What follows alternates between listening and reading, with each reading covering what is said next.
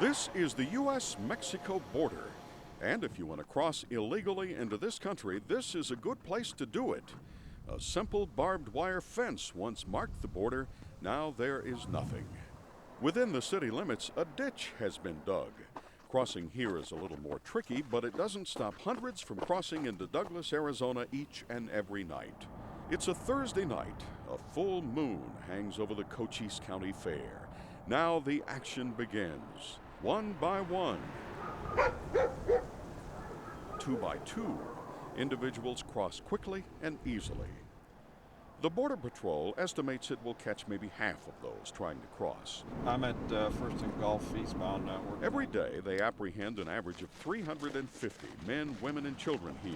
Last year, 133,000 aliens were apprehended in Douglas alone. More than 1.5 million stopped along southwest border states. Most troubling to see, the number of young children being smuggled across the border. This is no place. It's already dark. It's starting to get cold out here. It's obvious that these children will experience some illnesses during their travels. Children are also involved in the smuggling process. Young boys are hired as coyotes, leading groups across the border. This boy takes a group of young men through a tunnel which leads into the United States. He whistles, a signal for them to make a move. It's that easy.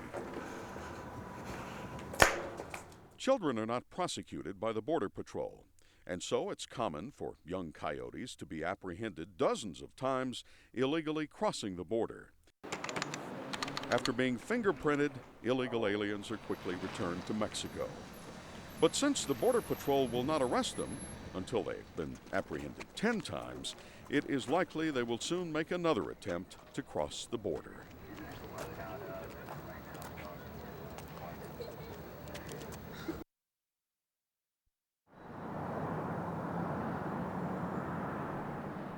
When the sun sets in Douglas, Arizona, the action begins.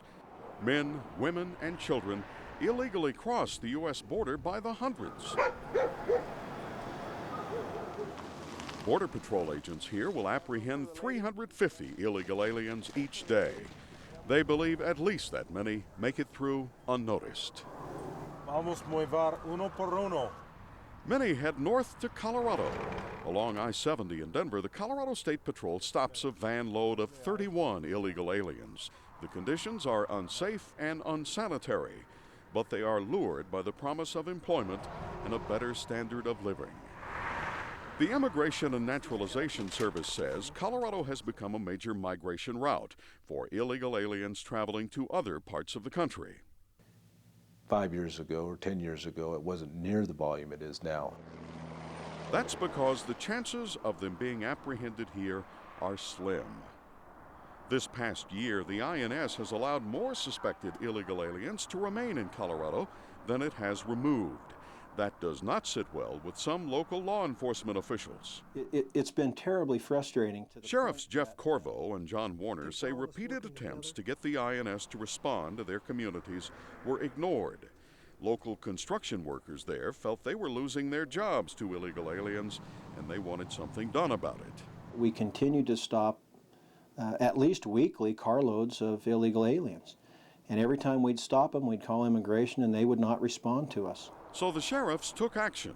They called Congressman Scott McGinnis, who in turn put pressure on the INS until it finally responded and made some arrests. The local law enforcement saying, what are you going to, is this some kind of mockery of justice? Why do you even have this law if you're not going to do anything about it? In Fort Collins, 2 illegal aliens are involved in a car accident. They're treated for their injuries at a local hospital. The adult is arrested for possession of a forged Social Security card.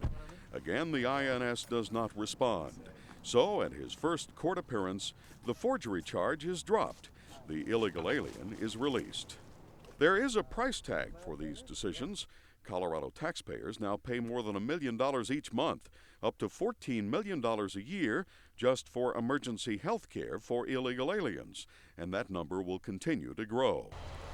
Our 4-month investigation found the INS rarely responds to calls from the Colorado State Patrol, allowing most loads of illegal aliens to remain in the state. It's a regular occurrence. The INS only responds to 3 of every 10 suspected loads of illegal aliens. The other 7 are allowed to drive away, often without insurance or a driver's license. Well, certainly it says that we don't have the resources to handle it here in Colorado. The INS detention facility in Denver is nearly filled every day, primarily with criminal aliens, a priority for deportation. If this facility were twice the size, it would fill up virtually overnight. And so the INS says it has no room and therefore no choice but to ignore calls by other agencies and allow suspected illegal aliens to remain in this state and in this country. Hines says only when employers stop hiring illegal aliens will the numbers go down. And until then, he says, I think it's going to get worse.